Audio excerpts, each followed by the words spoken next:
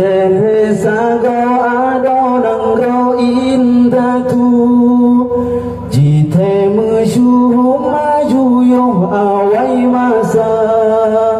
bermewolom Aceh nyohu di belamamu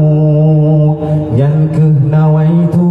getanyo hai syedara syirat yang petroh lagi nawai tu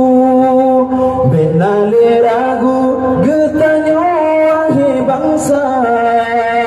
nampeh terlebih Aceh Parnas yang atu